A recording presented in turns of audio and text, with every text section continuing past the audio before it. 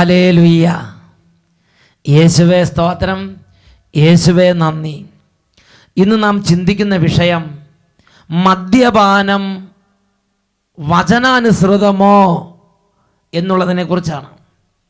Ephesus ലേഖനത്തിൽ 5-ാം അധ്യായം 18-ാം തിരുലിഖിതം, നിങ്ങൾ വീഞ്ഞു കുടിച്ച് ഉന്മത്തരാകരുത്, അതിൽ ദുരാസക്തിയുണ്ട്. ഒരുപാട് ദേശങ്ങളിൽ ചെല്ലുമ്പോൾ, ഒരുപാട് കുടുംബങ്ങളിൽ ചെല്ലുമ്പോൾ അവിടെ കാണുന്നൊരു പ്രത്യേക തിന്മയാണ് മദ്യപാനം ഒരു തെറ്റാണെന്ന് അംഗീകരിക്കാൻ ബുദ്ധിമുട്ടുണ്ട് എന്ന വാദഗതി. അപ്പോൾ ഞാൻ ചോദിക്കുന്നൊരു ചോദ്യമുണ്ട്, എന്തുകൊണ്ടാണ് മദ്യപാനം തെറ്റാണെന്ന് അംഗീകരിക്കാൻ പ്രയാസമുള്ളത്? ഉടനെ തന്നെ അവർ എടുത്തു പറയുന്ന കാര്യമാണ്, ബൈബിളിൽ മദ്യപാനത്തെ ന്യായീകരിച്ചുകൊണ്ടുള്ള വചനങ്ങളുണ്ടല്ലോ. കാനായിലെ കല്യാണം, അതിനെക്കുറിച്ച് അച്ഛൻ്റെ അഭിപ്രായം എന്താണ്? അല്ലെങ്കിൽ തിമോത്തിയോസിന് എഴുതിയ ലേഖനത്തിൽ പൗലോസ് ശ്ലീഹ തിമോത്തിയോസിന് പറഞ്ഞിട്ടുണ്ട്, നിന്റെ ഉദരപീഡ പരിഗണിച്ച് അല്പം വീഞ്ഞു കുടിച്ചുകൊള്ളുക. ഹല്ലേലൂയ. പ്രിയപ്പെട്ട സഹോദരങ്ങളെ, അപ്പോൾ ഒരുപാട് പേര് യേശു ക്രിസ്തുവിനെ ചാരായം ഉണ്ടാക്കിയൊരു വ്യക്തിയായിട്ടാണ് കണക്കാക്കുന്നത്. ഇവിടെ ഒരു വലിയ ഫംഗ്ഷന്, അട്ടപ്പാടിയിലുള്ള ഒരു സ്ഥാപനത്തിൽ ഒരു വലിയ ഫംഗ്ഷന് വലിയ പ്രമുഖരായ ഉദ്യോഗസ്ഥന്മാരെ ക്ഷണിച്ചിട്ടുണ്ടായിരുന്നു. അപ്പോൾ അതിൽ പല പ്രമുഖരായ ഉദ്യോഗസ്ഥന്മാരും നാനാജാതി മതസ്ഥരായ ഉദ്യോഗസ്ഥന്മാർ സഭയെക്കുറിച്ചും തിരുസഭയുടെ പ്രവർത്തനങ്ങളെക്കുറിച്ചെല്ലാം പറഞ്ഞ് ദൈവത്തിന് മഹത്വം കൊടുത്തു. അവസാനം ഒരു ക്രിസ്ത്യാനിയായ ഒരു തലമൂത്ത ഉദ്യോഗസ്ഥൻ എഴുന്നേറ്റ് നിന്ന്, അദ്ദേഹത്തിൻ്റെ പ്രത്യേകത അദ്ദേഹം ക്രിസ്ത്യാനിയാണ് എന്നുള്ളതാണ്. അദ്ദേഹം എഴുന്നേറ്റ് എന്ന് പറഞ്ഞെങ്ങനെയാണ്, എനിക്ക് നിങ്ങൾ ചിലർ മദ്യപാനത്തെക്കുറിച്ച് മദ്യപാനം പാടില്ല എന്നൊക്കെ പറയണത് എൻ്റെ ശ്രദ്ധയിൽപ്പെട്ടു, പക്ഷെ എനിക്ക് അതിനോട് യോജിക്കാൻ കഴിയുന്നില്ല. യേശു ക്രിസ്തുവാണ് ആദ്യമായിട്ട് മദ്യം ഉണ്ടാക്കിയത് എന്ന് പറഞ്ഞ് ഈ ക്രിസ്ത്യാനിയായ ഈ ഉദ്യോഗസ്ഥൻ ചറുപറ യേശു ക്രിസ്തു കാനായിൽ ചെയ്ത ആദ്യത്തെ അത്ഭുതത്തെക്കുറിച്ച് വളരെ അബദ്ധജടിലവും അനേകം ആത്മാക്കളെ നിത്യനാശത്തിലേക്ക് തള്ളിയിടുന്നതുമായ ഇടർച്ച വെക്കുന്ന ദുരുപദേശം കൊടുക്കുന്നത് എൻ്റെ ശ്രദ്ധയിൽപ്പെട്ടു. അദ്ദേഹം പറഞ്ഞതിൻ്റെ സാരാംശം, ബൈബിൾ അനുസരിച്ച് മദ്യപിക്കുന്നത് വലിയ കുഴപ്പമില്ല എന്ന വിധത്തിലാണ് അദ്ദേഹം സംസാരിച്ചത്. അദ്ദേഹം ചെറുപ്പം മുതൽ പഠിച്ച വേദപാഠത്തിൽ നിന്നും അല്ലെങ്കിൽ ഇടപെട്ട ചില ക്രിസ്ത്യാനികളിൽ നിന്നും കിട്ടിയ അദ്ദേഹത്തിൻ്റെ ബോധ്യമാണ് അദ്ദേഹം പറഞ്ഞത്. പ്രിയപ്പെട്ട സഹോദരങ്ങളെ, പിന്നീട് അച്ഛൻ തെക്കോട്ടും വടക്കോട്ടും കിഴക്കോട്ടും പടിഞ്ഞാറോട്ടും യാത്ര ചെയ്തപ്പോൾ അനേകം ക്രിസ്ത്യാനികളുടെ ഉള്ളിൽ പിശാച് ഈ ചിന്ത വെച്ചിരിക്കുന്നതായി എൻ്റെ ശ്രദ്ധയിൽപ്പെട്ടു.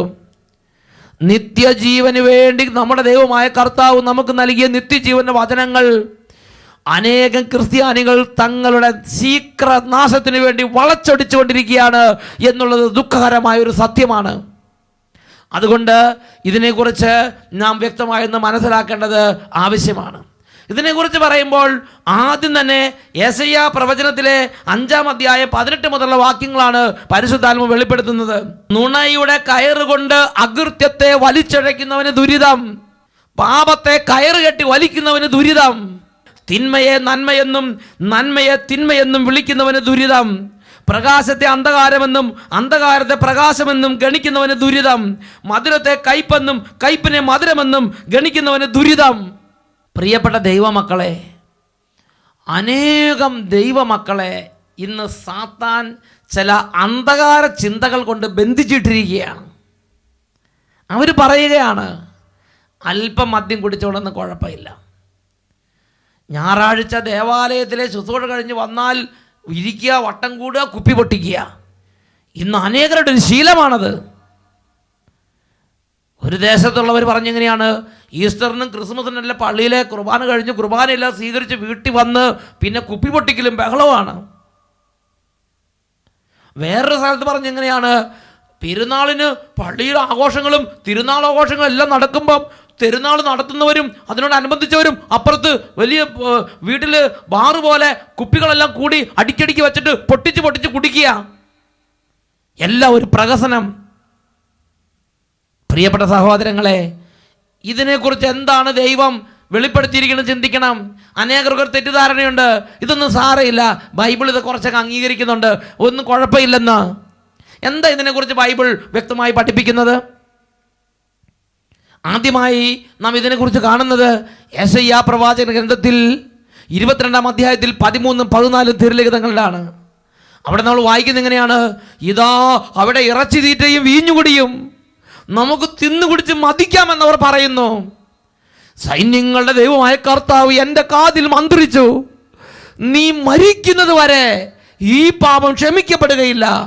സൈന്യങ്ങളുടെ ദൈവമായ കർത്താവായ ഞാനാണ് ഇത് അരുളി ചെയ്തിരിക്കുന്നത്.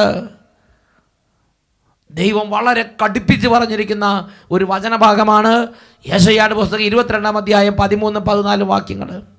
നീ മരിക്കുന്നത് വരെ ഈ പാപം ക്ഷമിക്കപ്പെടുകയില്ലെന്ന് അവരോടൊന്ന് പറഞ്ഞേക്കാൻ പറയുന്നു പറഞ്ഞ് ദൈവം യെശയ്യായ്ക്ക് ദൂത് കൊടുക്കുകയാണ്. എന്താ കാരണം? പകൽ യെശയ്യാ കണ്ട ഏതോ രംഗം, അവിടെ ഇറച്ചി തീറ്റ, വീഞ്ഞുകുടി, ബഹളം, കർത്താവിൻ്റെ അംഗീകാരം അതിൻ്റെ മേലില്ല എന്ന് അറിയിച്ചേക്കാൻ പറഞ്ഞു. ഭോജനപ്രിയവും മദ്യപാനവും രണ്ടും ഒന്നിച്ചു പോകുന്ന ഇരട്ട സഹോദരങ്ങളാണ്.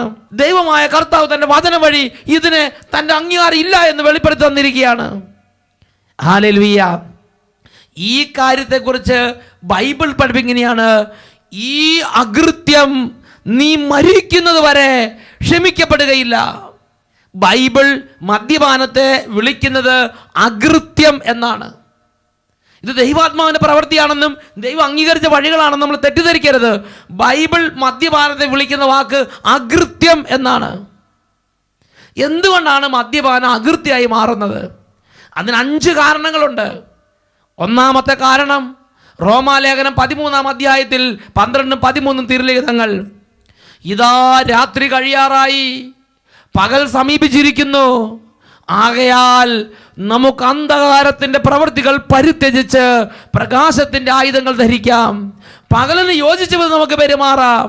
സുഖലോലുപതയിലോ മദ്യാസക്തിയിലോ അവിഹിത വീഴ്ചകളിലോ വ്യാപരിക്കരുത്. അവിഹിത വീഴ്ച പോലെ ഒരു വൃത്തികെട്ട പാപമാണ് മദ്യപാനം. റോമാലേഖനം 13-ാം അധ്യായം 12-13 വാക്യങ്ങളിൽ ദൈവത്തിൻ്റെ വചനം വെളിപ്പെടുത്തുകയാണ്. ലോകത്തിലുള്ള മുഴുവൻ പ്രവർത്തികളെയും ദൈവവചനം 2ആയി തിരിക്കുകയാണ്.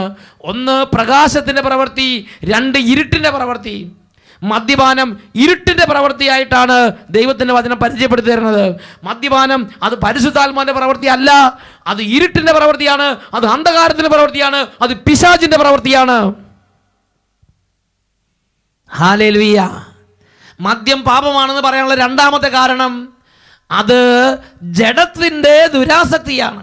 ഗലാത്യ ലേഖനത്തിൽ 5-ാം അധ്യായത്തിൽ 19 മുതൽ തിരുലിഖിതങ്ങൾ. ജഡത്തിൻ്റെ വ്യാപാരങ്ങൾ എല്ലാവർക്കും അറിയാം. അത് അശുദ്ധി, ദുർവൃത്തി, വിഗ്രഹാരാധന, ആഭിചാരം, ശത്രുത, കലഹം, അസൂയ, കോപം, മാത്സര്യം, ഭിന്നത, വിഭാഗീയത, വിദ്വേഷം, മദ്യപാനം, മധുരോത്സവം, ഇവയും ഇദൃശമായ മറ്റു പ്രവർത്തികളും. ഗലാത്യ ലേഖനം 5-ാം അധ്യായം 19 മുതൽ 21 വരെ വാക്യങ്ങളിൽ ദൈവത്തിൻ്റെ പരിശുദ്ധാത്മാവ് മദ്യപാനത്തെ ജഡത്തിൻ്റെ ദുരാസക്തിയായിട്ടാണ് പരിചയപ്പെടുത്തുന്നത്. അതാണ് എഫേസോസ് ലേഖനം 5:18 നാം വായിക്കുന്നത്, നിങ്ങൾ വീഞ്ഞു കുടിച്ച് ഉന്മത്തരാകരുത്, അതിൽ ദുരാസക്തിയുണ്ട്. അതൊരു ദുർമോഹമാണ്, അതിൽ ദുരാസക്തിയുണ്ട്. പ്രിയപ്പെട്ട സഹോദരങ്ങളെ, ഞാനും നിങ്ങൾ മദ്യപിക്കുമ്പോൾ എൻ്റെ നിങ്ങളുടെ ആത്മാവിൻ്റെ സ്ഥിതി എന്താണെന്ന് ദൈവത്തിൻ്റെ വചനം വെളിപ്പെടുത്തി തരുന്നുണ്ട്. റോമാലേഖനം 8-ാം അധ്യായം 7-8 തിരുലിഖിതങ്ങൾ. ജഡീക താല്പര്യങ്ങളിൽ മുഴുകിയിരിക്കുന്ന മനസ്സ് ദൈവത്തിൻ്റെ ശത്രു. അവൻ ദൈവത്തിൻ്റെ നിയമത്തിന് കീഴ്പ്പെടുന്നില്ല, കീഴ്പ്പെടാൻ അവന് കഴിയുകയുമില്ല. ജഡീക പ്രവണതകളനുസരിച്ച് ജീവിക്കുന്നവർക്ക് ദൈവത്തെ പ്രസാദിപ്പിക്കാൻ സാധ്യമല്ല. നോക്കുക, ഒരു വ്യക്തി മദ്യപിക്കുമ്പോൾ ജഡപ്രകാരമുള്ള അവൻ്റെ ആഗ്രഹം, ജഡത്തിൻ്റെ ദുർമോഹത്തെ അവൻ സാറ്റിസ്ഫൈ ചെയ്യുമ്പോൾ, തൃപ്തിപ്പെടുത്തുമ്പോൾ അവൻ ദൈവത്തോട് ശത്രുതയിലാകുന്നു. അവന് ദൈവത്തെ പ്രസാദിപ്പിക്കാനുള്ള കഴിവ് നഷ്ടപ്പെടുന്നു. അവൻ ദൈവീകമായി വട്ടപൂജ്യമായി മാറും. കുർബാന സ്വീകരിച്ചിട്ട് പോയി മദ്യപിക്കുന്നവർ എത്ര വൃത്തികെട്ട പാപമാണ് ചെയ്യണത്. മദ്യപിച്ചിട്ട് വന്ന് കുർബാന സ്വീകരിക്കുന്നവർ എത്രയോ ഹീനമായ പ്രവൃത്തിയാണ് ചെയ്യുന്നത്. ദൈവത്തിൻ്റെ മക്കളെ, ദൈവ പൈതലേ, ഒരു കാരണവശാലും മദ്യപാനത്തിലൂടെ ജഡികമായ ഈ ദുർമോഹത്തിന് അടിമപ്പെട്ട് മദ്യപാനത്തിലൂടെ ശരീരത്തെ അശുദ്ധമാക്കരുത്. ഇത് ദൈവത്തിൻ്റെ ആലയമല്ലേ? പ്രിയപ്പെട്ട സഹോദരങ്ങളെ, മദ്യം പാപമാണെന്ന് പറയാനുള്ള മൂന്നാമത്തെ കാരണം ഗലാത്യ ലേഖനം 5-ാം അധ്യായം 21-ാം വാക്യത്തിൻ്റെ അവസാന ഭാഗം, ഇത്തരം പ്രവർത്തികളിൽ ഏർപ്പെടുന്നവർ ദൈവരാജ്യം അവകാശപ്പെടുത്തുകയില്ലെന്ന് മുമ്പ് ഞാൻ നിങ്ങൾക്ക് നൽകിയ താക്കീത് ഇപ്പോഴും കണ്ണുനീരോടെ ആവർത്തിക്കുന്നു. ദൈവരാജ്യത്തിൻ്റെ വാതിലടയ്ക്കുന്ന പാപമാണ് മദ്യപാനം. മദ്യം പാപമാണെന്ന് പറയാനുള്ള മൂന്നാമത്തെ റീസൺ ദൈവവചനം പഠിപ്പിക്കുകയാണ്, ദൈവരാജ്യത്തിൻ്റെ വാതിലടയ്ക്കുന്ന പാപമാണ് മദ്യപാനം. കൊരിന്ത്യർ എഴുതിയ 1-ാം ലേഖനത്തിൽ 6-ാം അധ്യായത്തിൽ 10-ാം തിരുലിഖിതം, അസന്മാർഗികളും കള്ളന്മാരും വ്യഭിചാരികളും മദ്യപാനികളും പരദൂഷകരും കവർച്ചക്കാരും ദൈവരാജ്യം അവകാശമാക്കുകയില്ല. ദൈവവചനം സംശയത്തിന് ഇടയില്ലാത്ത വിധം അസന്നിഗ്ധമായി പഠിപ്പിച്ചിരിക്കുകയാണ്. ഇതാ മദ്യപാന്മാർ ദൈവരാജ്യത്തിൽ പ്രവേശിക്കുകയില്ല. മദ്യം പാപമാണെന്ന് പറയാനുള്ള നാലാമത്തെ കാരണം ഹോസിയ പ്രവാചന പുസ്തകം 5-ാം അധ്യായം 4-ാം തിരുലിഖിതം, തങ്ങളുടെ ദൈവത്തിൻ്റെ അരികിലേക്ക് തിരികെ പോകാൻ അവരുടെ പ്രവൃത്തികൾ അവർ അനുവദിക്കുന്നില്ല. കാരണം വ്യഭിചാര ദുർഭൂതം അവരിൽ കുടികൊള്ളുന്നു. അവർ തങ്ങളുടെ ദൈവത്തെ അറിയുന്നുമില്ല. മദ്യം കഴിക്കുന്ന ഒരു വ്യക്തിയിൽ മദ്യം കഴിക്കുന്നതോടുകൂടെ മദ്യപിശാച് കയറിയിരിക്കുന്നു. വ്യഭിചാരം ചെയ്യുന്ന ഒരു വ്യക്തിയിൽ വ്യഭിചാരം കഴിയുന്നതോടുകൂടെ വ്യഭിചാര ഭൂതം കയറിയിരിക്കുകയാണ്. സ്വർഗഭോഗം ചെയ്യുന്ന വ്യക്തിയിൽ സ്വർഗഭോഗം കഴിയുന്നതോടുകൂടെ സ്വർഗഭോഗത്തിൻ്റെ ദുരാത്മാവ് കയറി ആവർത്തിക്കുകയാണ്. ഏത് പാപമാണോ ഒരു വ്യക്തി ചെയ്യുന്നത്, ആ വ്യക്തി ആ പാപം ചെയ്യുന്നതോടുകൂടെ ആ വ്യക്തിയുടെ ശരീരത്തിൽ പരിശുദ്ധാത്മാവിനെ ദുഃഖിപ്പിച്ചിട്ട് ആ വ്യക്തിയുടെ ശരീരം ദൈവത്തിൻ്റെ ആലയമായ ദൈവത്തിൻ്റെ വീടായ പരിശുദ്ധാത്മാവിൻ്റെ ടെമ്പിളായ ശരീരം പിശാചിന് തീരെഴുതി കൊടുക്കുന്ന സമയമാണ്. മദ്യം കുടിക്കുന്ന വ്യക്തി, മദ്യം കുടിക്കുന്ന പൈതലെ, നീ ഒരു കാര്യം മനസ്സിൽ, നീ മദ്യപിക്കുമ്പോൾ ദൈവത്തിൻ്റെ വിശുദ്ധാലയമായി നിന്റെ ശരീരത്തെ നീ ഡെസക്രേറ്റ് ചെയ്യുന്നു. അത് നീ പിശാചിന് തീരെഴുതി കൊടുക്കുകയാണ്. ദൈവത്തിന് വേണ്ടി കോൺസെൻട്രേറ്റ് ചെയ്ത ഈ ശരീരത്തെ മദ്യപിക്കുമ്പോൾ ഞാനും നിങ്ങളും പിശാചിനായി വിട്ടുകൊടുക്കുകയാണ് ചെയ്യുന്നത്. ഞാനും നിങ്ങളും ഡെസക്രേറ്റ് ചെയ്യുകയാണ് ചെയ്യുന്നത്. ശരീരം അശുദ്ധമാക്കുന്ന പാപമാണ് മദ്യപാനം. നിങ്ങളൊന്ന് ചിന്തിച്ച് നോക്കണം. ദൈവം ഈ ലോകം മുഴുവൻ സൃഷ്ടിച്ചപ്പോൾ ഏതെങ്കിലും ഒരു പ്രപഞ്ചഗോളമോ ഏതെങ്കിലും ഒരു നക്ഷത്രമോ ഏതെങ്കിലും ഒരു ഗ്രഹമോ തനിക്ക് ജീവിക്കാൻ വേണ്ടി ദൈവം കണ്ടെത്തിയോ? ദൈവം എല്ലാ സൃഷ്ടികളും കർമ്മങ്ങളും കഴിഞ്ഞപ്പം കൊള്ളാം, നല്ലത് എന്ന് ദൈവം കണ്ടു. എന്നാൽ എല്ലാ സൃഷ്ടികർമ്മത്തിന് ശേഷം ദൈവം ചിന്തിച്ചു, ഇനി എനിക്ക് താമസിക്കാൻ ഒരു സ്വന്തം വീട്. അങ്ങനെ ദൈവത്തിൻ്റെ അനന്തജ്ഞാനത്തിൽ ദൈവം ഒരു ഡിസൈൻ ഇട്ടു. അങ്ങനെ മനുഷ്യ ശരീരത്തിനെ കുറിച്ച് ദൈവം രൂപകൽപ്പന നൽകി. ദൈവം പറഞ്ഞു, ഇതുവരെയുള്ളതെല്ലാം ഉണ്ടാകട്ടെ ഉണ്ടാകട്ടെ ഉണ്ടാകട്ടെ എന്ന് കൽപ്പിച്ച് വചനം വഴി ഞാൻ സൃഷ്ടിച്ചെങ്കിൽ എനിക്ക് താമസിക്കാനുള്ള വീട് ഞാൻ എൻ്റെ സ്വന്തം കൈകൾ കൊണ്ട് മെനഞ്ഞെടുക്കും. അങ്ങനെ ദൈവത്തിന് കൈകൾ കൊണ്ട് മെനഞ്ഞെടുത്ത് അടിച്ച് മെഴുക്കി തേച്ച് വെടിപ്പാക്കി പെയിൻ്റ് അടിച്ച് ഇലുമിനേഷൻ നടത്തി വയറിങ് നടത്തി അങ്ങനെ ദൈവം എടുത്തു വെച്ചു. പ്രിയപ്പെട്ട സഹോദരങ്ങളെ, അതാണ് മനുഷ്യ ശരീരം. ഇത് വളരെ നല്ലതെന്ന് കണ്ട് ദൈവം ഈ മനുഷ്യ ശരീരത്തിലേക്ക് ആവസിച്ചു. അതുകൊണ്ട് ദൈവം വിശുദ്ധ ലിഖിതങ്ങൾ പഠിപ്പിച്ചിരിക്കുകയാണ്, ഈ മനുഷ്യ ശരീരം കർത്താവിൻ്റെതാണ്. കൊരിന്ത്യർ 1-ാം ലേഖനത്തിൽ 6-ാം അധ്യായത്തിൽ 13-ാം തിരുലിഖിത അവസാന ഭാഗം, ശരീരം കർത്താവിന് വേണ്ടിയുള്ളതാണ്. കർത്താവ് ശരീരത്തിന് വേണ്ടി, ഉദരം ആഹാരത്തിനും ആഹാരം ഉദരത്തിന് വേണ്ടി എന്നതുപോലെ, റെയിൽ പാളം ട്രെയിനും ട്രെയിൻ റെയിൽ പാളത്തിന് വേണ്ടി എന്നതുപോലെ ഒരു കോമ്പിനേഷൻ ഇതാ ദൈവവചനം നമുക്ക് പഠിപ്പിക്കുകയാണ്. ശരീരം കർത്താവിനും കർത്താവ് ശരീരത്തിനും ഒരു പെർഫെക്റ്റ് കോമ്പിനേഷൻ. ഇത് ദൈവത്തിന് വേണ്ടി കോൺസെൻട്രേറ്റ് ചെയ്ത സ്ഥലമാണ്. നമ്മുടെ ഇടവക ദേവാലയത്തിൻ്റെ സ്ഥിതി എന്താ?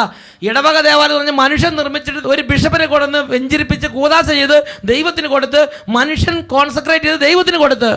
എന്നാൽ മനുഷ്യ ശരീരത്തിൻ്റെ സ്ഥിതിയോ, ദൈവത്തിന് വേണ്ടി ദൈവം തന്നെ കോൺസെൻട്രേറ്റ് ചെയ്ത സ്ഥലം. അങ്ങനെ ദൈവത്തിന് വേണ്ടി കോൺസെൻട്രേറ്റ് ചെയ്ത് ദൈവം താമസിക്കുന്ന സ്ഥലമാണ് മനുഷ്യ ശരീരം.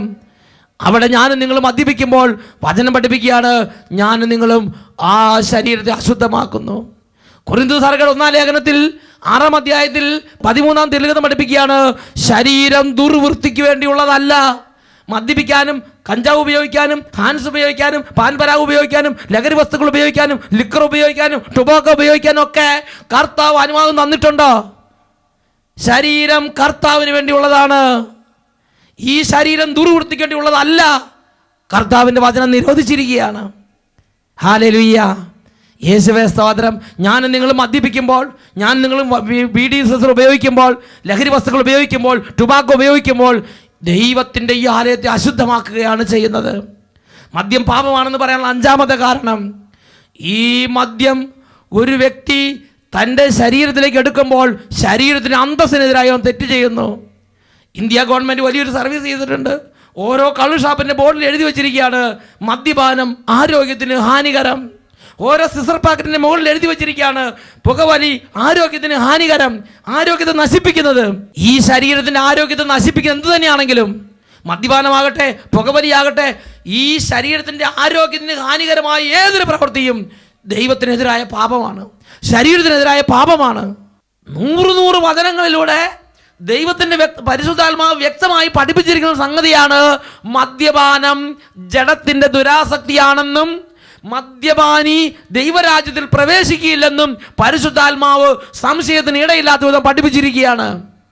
എന്നിട്ട് ഈ ബൈബിളിലുള്ള ഏതെങ്കിലും ചില പ്രത്യേക കോണ്ടക്സ്റ്റിൽ ചില പ്രത്യേക ഉദ്ദേശത്തോടു കൂടി ദൈവം ചെയ്ത ചില കാര്യങ്ങളും ദൈവികമായ ചില വെളിപ്പെടുത്തലുകളും തങ്ങളുടെ ജഡത്തിൻ്റെ ദുരാസക്തിയെ തൃപ്തിപ്പെടുത്തുന്നതിന് വേണ്ടി വളച്ചൊടിച്ച് പാപത്തിന് വേണ്ടി ഉപയോഗിച്ചിട്ട് പറയുകയാണ്, അവൻ പാപത്തെ പുണ്യമെന്നും പുണ്യത്തെ പാപമെന്നും കണക്കാക്കുകയാണ്.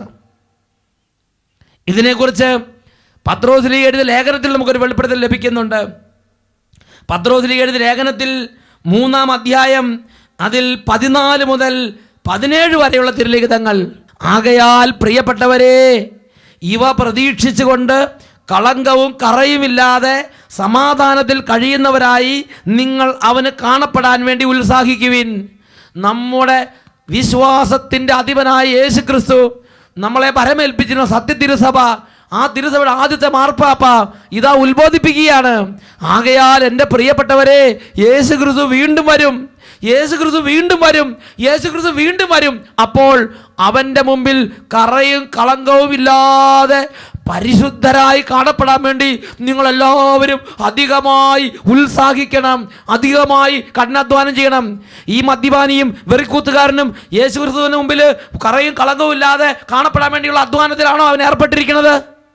നിങ്ങളുടെ വീട്ടിൽ ബാറ് പോലെ നിരനിരയായി അടുക്കി മദ്യക്കുപ്പി വെച്ചിട്ട് ദിവസവും കുടിച്ച് കൂത്താടുമ്പോൾ നിങ്ങൾ യേശു ക്രിസ്തുവിന്റെ 2ാം വരവ് പ്രതീക്ഷിക്കുകയും ത്വരിതപ്പെടുത്തുകയും ചെയ്യുന്നൊരു വ്യക്തിയാണോ? വിശുദ്ധിയിൽ നിന്ന് വിശുദ്ധിയിലേക്ക് വരാൻ വേണ്ടിയുള്ള അധ്വാനമാണോ നിങ്ങൾ നടത്തിക്കൊണ്ടിരിക്കുന്നത്? സംഘത്ത് കൈവച്ച് പറയാൻ പറ്റുമോ? വീണ്ടും വിശുദ്ധ ശ്ലീഹ പഠിപ്പിക്കുകയാണ് 15 മുതലുള്ള വാക്യങ്ങൾ. നമ്മുടെ കർത്താവിൻ്റെ ദീർഘക്ഷമ രക്ഷാകരമാണ് നിങ്ങൾ കരുതണം. നമ്മുടെ പ്രിയപ്പെട്ട സഹോദരനായ പൗലോസ് തനിക്ക് ലഭിച്ച ജ്ഞാനമനുസരിച്ച് ഈ കാര്യം നിങ്ങൾക്ക് എഴുതിയിട്ടുണ്ടല്ലോ. ഈ വിഷയത്തെക്കുറിച്ച് പറയുമ്പോഴെല്ലാം ഇങ്ങനെ തന്നെയാണ് അവൻ എല്ലാ ലേഖനങ്ങളും എഴുതിയിരിക്കുന്നത്. മനസ്സിലാക്കാൻ വിഷമമുള്ള ചില കാര്യങ്ങൾ അവൻ എഴുതിയിട്ടുണ്ട്. അറിവില്ലാത്തവരും ചഞ്ചല മനസ്കരുമായ ചിലർ മറ്റ് വിശുദ്ധ ലിഖിതങ്ങളെ പോലെ അവയെയും തങ്ങളുടെ ശീഘ്രനാശത്തിനായി വളച്ചൊടിക്കുന്നു. എന്താ ഇവിടെ പത്രോസ്ലീഹായിലൂടെ പരിശുദ്ധാത്മാവ് പഠിപ്പിക്കുന്നത്? വിശുദ്ധ ലിഖിതങ്ങൾ വളച്ചൊടിച്ച് തങ്ങളുടെ ജഡാസക്തിയെ തൃപ്തിപ്പെടുത്താൻ വേണ്ടി, തന്നിഷ്ടപ്രകാരം ജീവിക്കാൻ വേണ്ടി ബൈബിളിലെ വചനങ്ങൾ വളച്ചൊടിച്ച് പറയുന്നവരും വളച്ചൊടിച്ച് ചിന്തിക്കുന്നവരും അങ്ങനെ ജീവിക്കുന്നവരും ഉണ്ട് എന്നല്ല ഇതിൻ്റെ അർത്ഥം. കാനായിലെ കല്യാണത്തെക്കുറിച്ചാണെങ്കിലും തിമോത്തിയോസിന് നൽകിയ ഉപദേശത്തെക്കുറിച്ചാണെങ്കിലും മദ്യത്തെക്കുറിച്ച് ബൈബിളിൽ ചില ഭാഗങ്ങൾ നൽകപ്പെട്ട മറ്റു ഉപദേശങ്ങളാണെങ്കിലും പ്രിയപ്പെട്ട സഹോദരങ്ങളെ, അത് ജഡത്തിൻ്റെ ദുരാസക്തി തൃപ്തിപ്പെടുത്താൻ മദ്യപിച്ചാലും കുഴപ്പമില്ല എന്ന് വ്യാഖ്യാനിക്കുന്നതിന് വേണ്ടി, ജഡാസക്തിയെ പ്രോത്സാഹിപ്പിക്കുന്നതിന് വേണ്ടി ഞാനും നിങ്ങളും എൻ്റെ നിങ്ങളുടെയും ഇഷ്ടപൂരണത്തിന് വേണ്ടി വളച്ചൊടിക്കരുതെന്ന് ദൈവത്തിൻ്റെ പരിശുദ്ധാത്മാവ് നിർദ്ദേശിക്കുകയാണ്. അപ്പോൾ വേറെ ചിലർ പറഞ്ഞെങ്ങനെയാണ്, അച്ഛൻ ഈ അട്ടപ്പാടി ജീവിക്കുന്നതുകൊണ്ടാണ് ഇതൊക്കെ മനസ്സിലാകാത്തത്. അച്ഛൻ യൂറോപ്പിലേക്ക് വാ, അച്ഛൻ അമേരിക്കയിലേക്ക് വാ, അച്ഛൻ ഇവിടെ ഇറ്റലിയിലേക്ക് വാ, ഇവിടെയൊക്കെ എല്ലാവരും മൊത്തം മദ്യപാനികളാണ്. എല്ലാ വീട്ടിലും മദ്യപാനം, എല്ലാ പള്ളിയിലും മദ്യപാനം. പ്രിയപ്പെട്ട സഹോദരങ്ങളെ, അവിടെ യൂറോപ്പിൽ മദ്യപിച്ചു, അമേരിക്കയിൽ മദ്യപിച്ചു എന്ന് വിചാരിച്ച് അത് ഒരു പാപം പുണ്യമായി കരുതാനുള്ള ന്യായം ബൈബിൾ തരുന്നുണ്ടോ? പുറപ്പാടിന്റെ പുസ്തകം 23:2 എന്താ പഠിപ്പിക്കുന്നത്? ഭൂരിപക്ഷത്തോട് ചേർന്ന് പാപം ചെയ്യരുത്. ഭൂരിപക്ഷത്തോട് ചേർന്ന് പാപം ചെയ്യരുത്. ഈ ലോകത്തിൽ 100-ൽ 99 പേരും ഒരു പാപം ചെയ്താൽ ഈ 99 പേരുടെ ഭൂരിപക്ഷത്തിന്റെ പിൻബലത്തിൽ പാപം പുണ്യമായി മാറുമോ? ആ രാജ്യക്കാർ ഈ രാജ്യക്കാരും ചെയ്തു. എന്താ ഇതിനെക്കുറിച്ച് ബൈബിൾ പഠിപ്പിക്കുന്നത്? നിങ്ങൾ മനുഷ്യരുടെ പാരമ്പര്യങ്ങൾക്ക് വേണ്ടി എഴുതപ്പെട്ട വചനത്തെ നിരർത്ഥകമാക്കുന്നു. യെശയ്യായുടെ പുസ്തകം 5-ാം അധ്യായം അതിൽ 24-ാം തിരുലിഖിതം, തീനാളത്തിൽ വൈക്കോൽ തുരുമ്പ് പോലെ, അഗ്നിജ്വാലയിൽ ഉണക്കപ്പുല്ല് പോലെ അവരുടെ വേര് ജീർണിച്ചു പോകും, അവരുടെ പുഷ്പങ്ങൾ പൊടി പോലെ പറന്നു പോകും. കാരണം അവർ സൈന്യങ്ങളുടെ കർത്താവിൻ്റെ വചനത്തെ നിരസിക്കുകയും ഇസ്രായേലിൻ്റെ പരിശുദ്ധനായവൻ്റെ വചനത്തെ നിന്ദിക്കുകയും ചെയ്തുകൊണ്ടിരിക്കുന്നല്ലോ. ഓരോ തവണ മദ്യപിക്കുമ്പോഴും പ്രിയ പൈതലേ, നിന്റെ പാരമ്പര്യത്തിന് വേണ്ടി അല്ലെങ്കിൽ നീ കണ്ട ചില കൾച്ചറിൻ്റെ ആ ഒരു പിന്തുടർച്ച എന്ന നിലയിൽ നീ ചെയ്യുമ്പോൾ നീ നിന്റെ ദൈവമായ കർത്താവിൻ്റെ വചനത്തെ നിന്ദിക്കുകയും നിന്റെ ദൈവമായ കർത്താവിൻ്റെ നിയമത്തെ നീ നിഷേധിക്കുകയും ചെയ്യുകയാണ് ചെയ്യുന്നത്. ഈ നിമിഷങ്ങളിൽ നമുക്ക് എഴുന്നേറ്റ് നിൽക്കാം, 2 കരങ്ങളും തുറന്നു പിടിക്കാം. ഇതാ പിതാവായ ദൈവം എന്നെ നിങ്ങൾ തൊട്ടു വിളിക്കുകയാണ്. എൻ്റെ മകനെ, എൻ്റെ മകളെ, എൻ്റെ മകനെ, എൻ്റെ മകളെ, നീ യേശുവിലേക്ക് വരിക. അവന്റെ 2ാം വരവിന് വേണ്ടി നീ ഒരുങ്ങുക.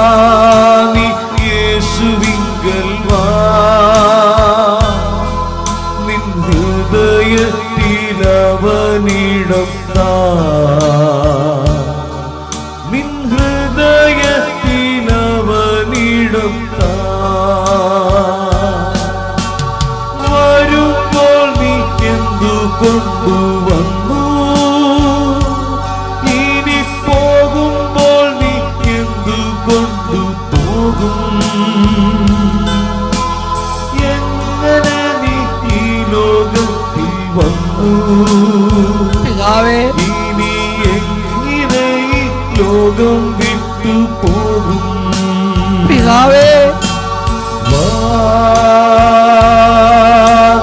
യേശുവിങ്കൽ വാ,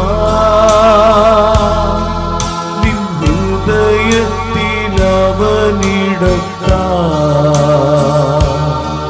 നിൻ ഹൃദയത്തിൽ അവനിടത്താ,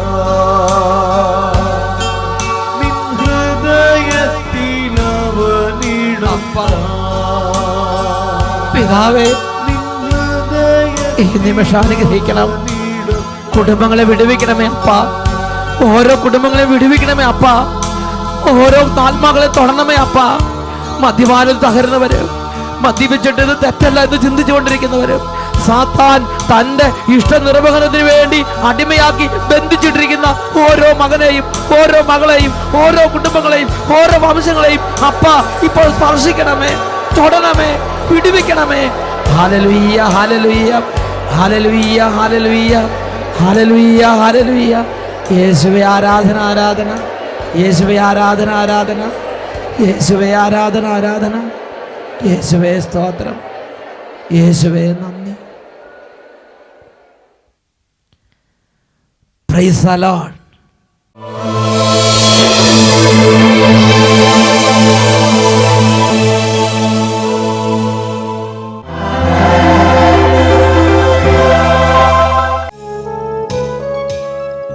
ദിവ്യകാരുണ്യ ഈശോയുടെ സന്നിധിയിൽ 2 കരങ്ങൾ ഉയർത്തി എല്ലാ ദൈവമക്കളും ചേർന്ന് ഹൃദയം നുറുങ്ങി നിലവിളിക്കട്ടെ. ഹൃദയം നുറുങ്ങിയവർക്ക് കർത്താവ് സമീപസ്ഥനാണ്. 2 കരങ്ങൾ ഉയർത്തി എല്ലാവരും പ്രാർത്ഥിച്ചുകൊണ്ടിരിക്കുന്നു. ഹല്ലേലൂയ, ഹല്ലേലൂയ, ഹല്ലേലൂയ. ദൈവമേ, സ്വർഗത്തിൽ നിന്ന് ഉന്നതമായ അഗ്നി അഭിഷേകം കുടുംബങ്ങളിലേക്ക് വ്യാപരിക്കട്ടെ. വംശങ്ങളുടെ മേലും തലമുറകളുടെ മേലും കുടുംബങ്ങളുടെ മേലും കാലങ്ങളായി പിടികൂടിയിരിക്കുന്ന ഓരോ ജീർണതകളും തിന്മകളും ആധിപത്യങ്ങളും എല്ലാ അന്ധകാര പീഡകളും യേശുവിൻ്റെ നാമത്തിൻ്റെ അത്ഭുത ശക്തിയാൽ, രക്തത്തിൻ്റെ അത്ഭുത ശക്തിയാൽ കുടുംബങ്ങളിൽ നിന്ന് ഇപ്പോൾ യേശുവിൻ്റെ അത്ഭുതകരമായ സാന്നിധ്യത്താൽ വിട്ടുമാറി പോകട്ടെ. ഹല്ലേലൂയ, ഹല്ലേലൂയ. യേശുവേ, യേശുവേ, യേശുവേ, യേശുവേ, യേശുവേ, യേശുവേ. ഹല്ലേലൂയ.